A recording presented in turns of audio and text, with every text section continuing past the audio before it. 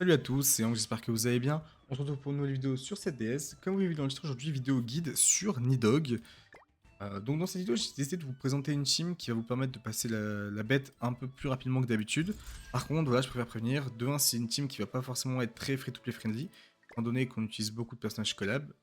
Et deuxième chose, c'est que c'est une team qui ne passe pas forcément si vous n'avez pas les stats. Donc il vous faut un minimum de stats pour passer.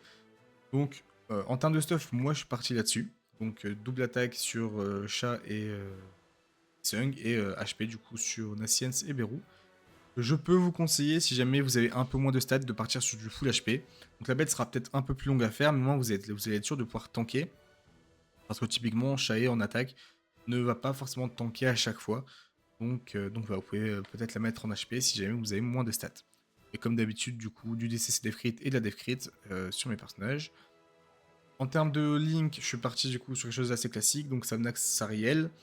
Euh, à la place de Mael que je m'habitue habituellement, là j'ai mis Roxy qui va apporter pas mal de DPS à Sung. Et du coup, on part sur un Intermède Link sur Naciens pour les tanker aussi. En termes de set de cartes 38, qui va du coup augmenter vos PV, ce qui est pas mal si vous voulez tanker. Et aussi réduire les dégâts des mono-cibles. Étant donné que Nidhogg va vous en mettre pas mal, c'est plutôt sympa. Donc on va pouvoir partir tranquillement sur l'étage 1. L'étage 1, honnêtement, pas grand chose à savoir. La bête est assez simple. Il n'y a pas. C'est quasiment du T1 à chaque fois. Mis à part en phase 3 où je vous montrerai quand on y arrivera, ça peut arriver que vous devez passer 2 tours dessus. Donc là, l'objectif de la première phase, ça va être de commencer aussi à jeter des cartes de notre main pour avoir vraiment ce dont on a besoin. Donc logiquement, Lao Sung, tout du moins en attaque, va vous permettre de tuer la bête. Donc derrière, on va pouvoir jeter les cartes. Typiquement, l'attaque qui retire les bonus de chat, on n'en a pas besoin. L'attaque de Naciens. Et on pourrait très bien aussi retirer, par exemple, la carte d'amplification de Beru. Même si en soi, vous pouvez retirer d'autres aussi, c'est pas forcément un problème. Le but, c'est de garder quand même un maximum de mono-cibles, parce que chez pour la stack, il faut justement mettre des mono-cibles. Et du coup, vous allez en avoir besoin. Donc là, on va pouvoir arriver en phase 2. Phase 2, la seule chose qui change, c'est qu'on va avoir un damage cap qui va apparaître de 35%. Et c'est un damage cap qui va être présent jusqu'à l'étage 3, phase 2. Donc là, pareil. Donc du coup, vu qu'il y a un damage cap, on va être obligé de mettre plusieurs cartes. Et donc du coup, on va partir sur au minimum 2 mono-cibles. Aosung, Monosung. Maintenant, il faut espérer drop assez de mono-cibles, surtout de Beru et Sung Jinwoo, pour pouvoir passer en un tour la prochaine phase. Et si admettons vous passez pas en une phase, bah c'est pas grave, on pourra la passer en un tour. En 2 tours, pardon. Donc voilà, là, on peut clear assez facilement. Comme vous venez de le voir, il a une barre qui vient de pop à gauche. Cette barre, c'est ce qui va nous permettre de savoir quand est-ce qu'on pourra le tuer. Donc vous voyez en haut, il a proc un bonus gris d'immortalité. Et pour enlever cette immortalité-là, il faut justement que cette barre arrive à 0. Et à l'étage 1, pour que la barre arrive à 0, il suffit juste de le taper. Et à force de perdre des PV, du coup, sa barre va diminuer. Et derrière, vous allez pouvoir le tuer. Donc moi, je vous conseille de mettre 3 grosses mono-cibles. Enfin, non, en fait, d'en mettre 4. Les 3 premières vont du coup être là pour baisser un maximum son pourcentage de PV. Enfin, la barre à gauche. Donc là, il va avoir de 20% par carte. Étant donné qu'encore une fois, il a un damage cap. Et donc, du coup, bah, derrière, on va pouvoir le tuer assez facilement au prochain tour. Et donc, c'est là où c'est un peu embêtant parce que bah, forcément, on doit passer 2 tours pour le tuer. Mais voilà, c'est pas non plus trop dérangeant, c'est juste une petite perte de temps. Moi, ce que je vous conseille, du coup, c'est aussi de vous remettre full life. Là où on a la possibilité de le faire.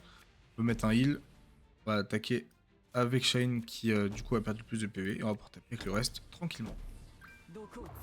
Principalement là-dessus qu'il va falloir faire attention, c'est que Shay va prendre en général le focus des mono-cibles, etc. et va prendre beaucoup de dégâts.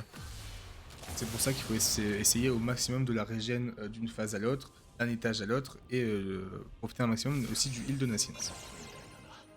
Donc là voilà, on vient de passer tranquillement l'étage 1. On va arriver sur l'étage 2. Bon, le seul problème c'est qu'on a perdu un peu de PV sur chat, qu'on va pouvoir récupérer du coup phase 1 et 2 où c'est des phases un peu plus tranquilles pour le prochain étage. Donc du coup, en étage 2, il n'y a pas grand chose non plus de plus à savoir. Phase 1, vous allez voir qu'il va se remettre un bonus d'immortalité, mais cette fois-ci ce sera un bonus bleu. Donc l'avantage, vu qu'on joue Shae, on va pouvoir retirer ce bonus bleu tout de suite pour pouvoir le tuer en un tour. Donc là, le play assez classique. Étant donné que, comme je l'ai dit, il a déjà un damage cap, on va mettre 3 cartes. Et on va retirer le bonus du coup avec la carte de Shay. Bien sûr, je précise quand même, il faut retirer absolument avec la dernière carte. Sinon vous n'allez pas pouvoir le tuer à ce tour-ci. Voilà, on va pouvoir le tuer assez facilement. Et arriver en phase 2. Phase 2 où encore une fois là on a vraiment rien de spécial à savoir, c'est la même chose. La bête va avoir un damage cap de 35%. Donc il faut encore mettre plusieurs monocycles pour pouvoir tuer. Étant donné que Masha commence cette stack, elle va pouvoir faire pas mal de dégâts. Et elle pourra aller chercher le damage cap tranquillement. Je vous conseille de garder vos heals, là en l'occurrence j'ai eu pas mal de heals. En phase 3, oui, il va vous mettre pas mal de corrosion. Les corrosions vont être la principale source de dégâts de la bête. Donc si jamais vous pouvez garder le maximum de heals pour pouvoir vous cleanse, c'est un bonus. Ou si jamais vous passez plus de tours ici, même essayez d'aller jusqu'à rush la Spé Science, qui du coup va vous permettre d'avoir va vous permettre d'avoir une immunité au malus. Donc du coup ne plus prendre des malus, ne plus prendre des corrosions, etc. Donc là on peut commencer par exemple avec un heal. Une attaque pour retirer les bonus, et après juste taper en mono-cible. Alors pourquoi? Parce que comme vous voyez, il a encore une barre à gauche, donc qui sert toujours aussi à retirer son immortalité grise. Mais la différence, c'est que à cet étage-là, pour la retirer, il faut que vous mettiez la bête 3 fois en toute 50% de sa vie. Parce que quand il va être à 35% de sa, en toute 50% de sa vie, il va perdre 33% du coup à la jauge, donc il va falloir le faire 3 fois pour pouvoir du coup le tuer derrière. Là, on va juste taper tranquillement. Problème. Et vous allez voir qu'on globalement, il n'y a aucune difficulté. Hein, dans tous les cas, même s'il a un damage cap à 35%, il a tellement de vie que vous allez pouvoir le mettre à 50% de sa vie à chaque fois. Et donc moi j'ai tapé avec Nascence principalement pour commencer à rush ma spé.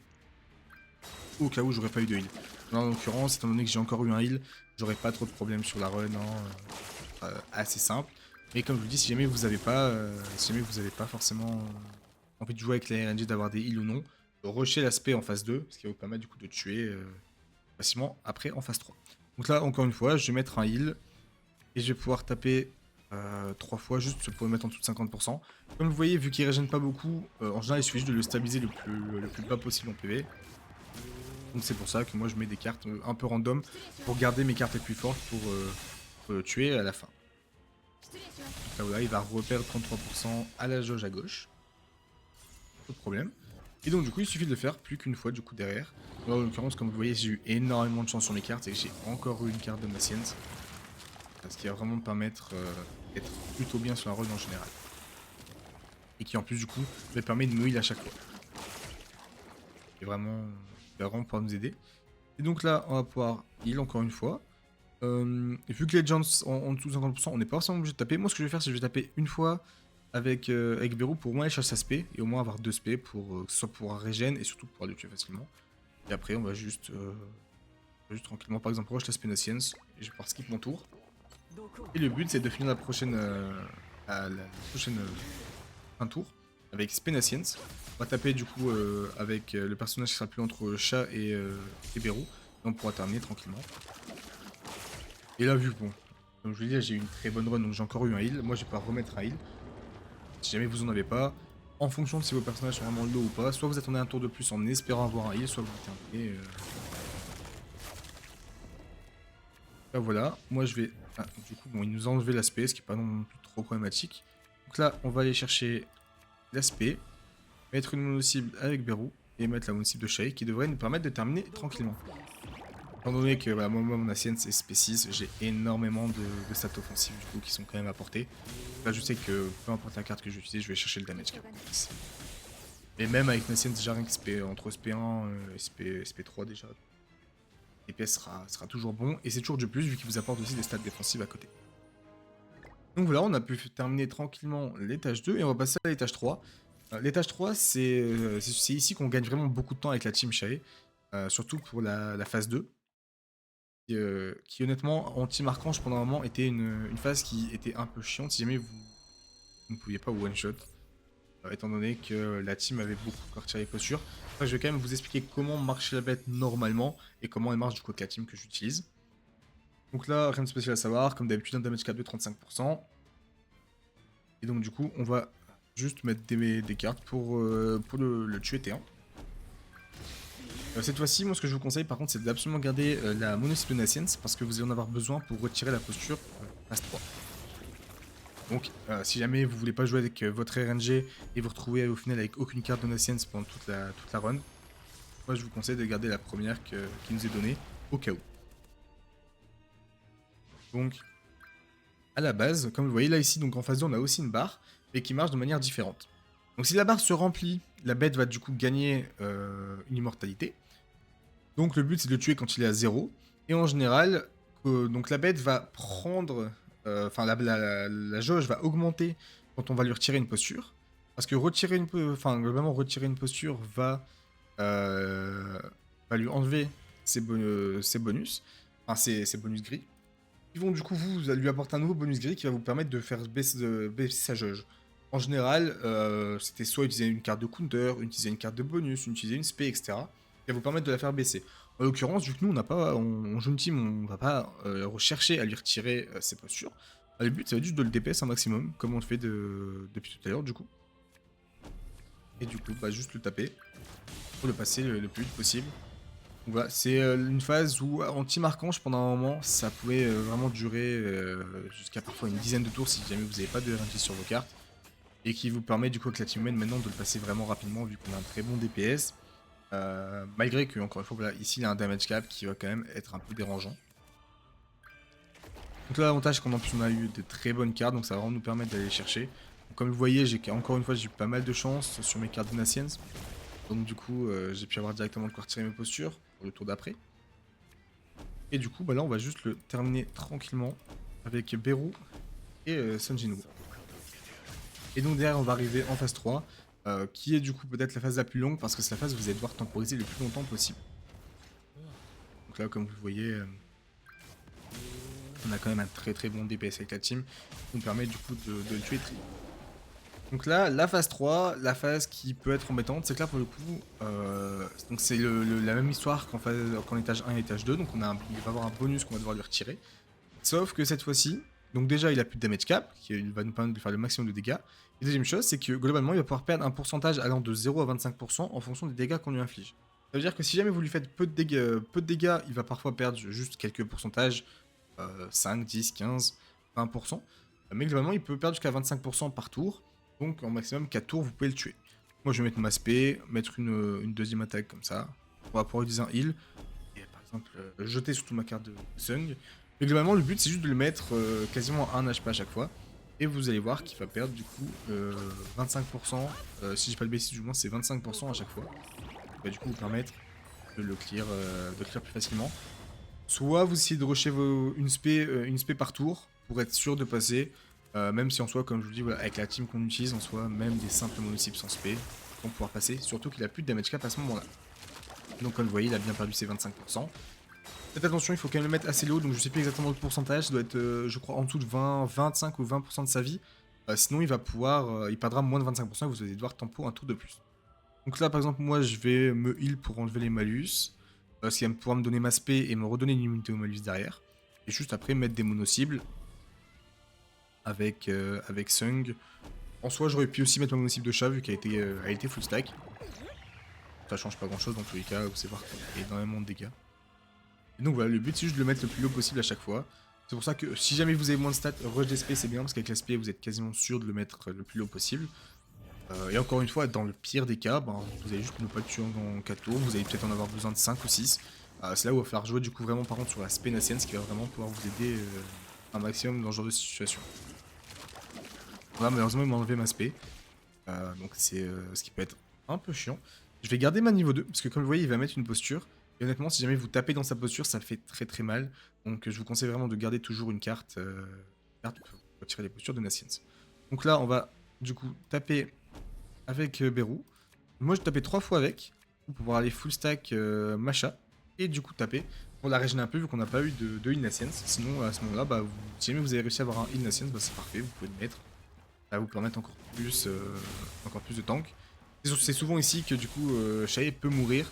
Parce que forcément on doit avoir et des heals et des cartes pour le mettre low. Et en plus on doit avoir l'aspect. Enfin il y a quand même beaucoup de conditions qui sont remplies à ce moment là. Et donc c'est pour ça que c'est possible que Shay meure en phase 3.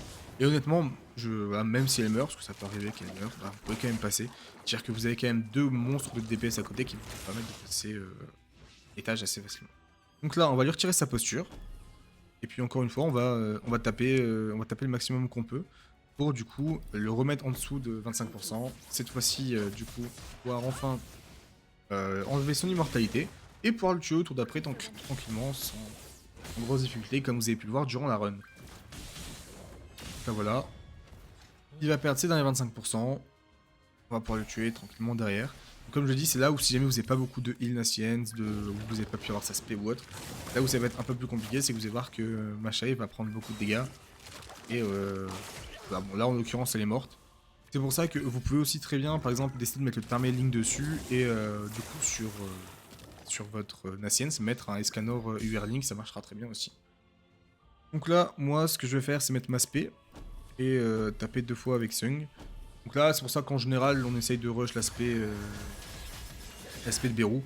Comme vous voyez, au final, bon, euh, le fait d'avoir beaucoup de Naciens me permet de passer sans. Donc voilà, je voulais vous montrer la team. L'avantage, c'est que j'ai pu aussi vous montrer du coup la run dans Shaemer. C'est pour ça que la mettre en HP peut aussi être très bien. Le seul problème, c'est que du coup, si vous la mettez en HP, partez du principe qu'il vous reste plus que un DPS ennemi, on va dire, Sung et Beru, qui auront vraiment un bon DPS. Sachant que Shai est principalement là pour retirer le bonus étage 3, étage 2, phase 1, pardon. Donc voilà, j'espère que la vidéo elle vous a plu. Je tenais aussi à vous parler de quelque chose dont j'ai pas encore parlé. J'ai un serveur Discord à disposition qui est en description, sur lequel j'essaye déjà de poster toutes les vidéos. Donc c'est-à-dire que vous allez avoir une annonce, etc. de toutes les vidéos qui sortent. Vous aurez aussi le planning des streams parce que je vais sûrement recommencer les streams dans quelques semaines. Donc là-bas vous aurez aussi une notification quand il y a un stream qui sera, etc. Et je vais aussi vous poster les différents guides que j'ai fait ici en vidéo. Essayer de vous faire aussi juste une version écrite pour ceux qui en auraient besoin à côté. En tout cas, voilà, j'espère que la vidéo vous a plu. Comme d'habitude, si elle vous a plu, n'hésitez pas à la liker et à vous abonner. Et encore une fois, si jamais vous avez des questions, parce que je sais que là, vu que c'est une team très, on va dire, entre guillemets, cash player, si jamais vous voulez d'autres alternatives en humaine, n'hésitez pas à me le dire en commentaire. Je pourrais soit vous donner une team, soit même vous faire une vidéo si jamais ça vous intéresse. Je vous souhaite une bonne journée. Tous.